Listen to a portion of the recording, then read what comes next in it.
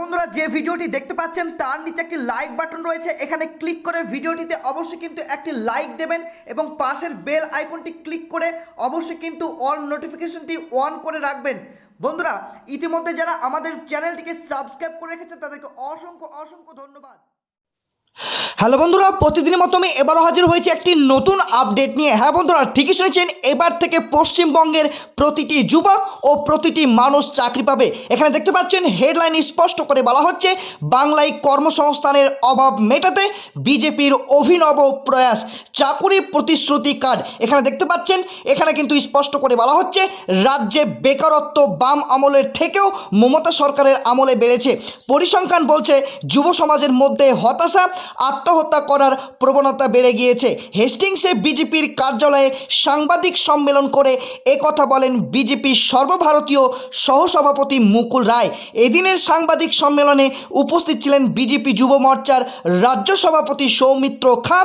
একটি অভিনব প্রয়াস তিনি করেন, তা হলো চাকুরির প্রতিশ্রুতি কার্ড। উপস্থিত এখানে দেখতে পাচ্ছেন, আপনাদেরকে কিন্তু স্পষ্ট করে জানিয়ে দিচ্ছি যে উপস্থিত একজনের হাতে তা তুলেও দেওয়া হয়। এইভাবে ৭৫ লক্ষ যুবকের কাছে এই কার্ড পৌঁছে দেওয়া হবে বলে প্রতিশ্রুতি দেওয়া হয়েছে। এর মাধ্যমে তাদের চাকুরির ব্যবস্থাও করা হবে। মুকুল বলেন, শিল্পে বিনিয়োগ রাজ্যে নেই বললেই চলে। শিল্প মেলার নাম করে কোটি কোটি টাকা খরচ হয়েছে, কিন্তু শিল্প কোথায়? শিক্ষিত ছেলেমেয়েরা পেটের টানের ভিন রাজ্যে পাড়ি দিচ্ছে। মুখ্যমন্ত্রী বলেছেন, চপ ফুলুরির দোকান খুলুন। তারপর দেখতে পাচ্ছেন, এখানে বলা হচ্ছে, সিঙ্গুর থেকে টাটাকে সরিয়ে দিয়ে সর্ষের বীজ ছড়িয়েছেন মমতা।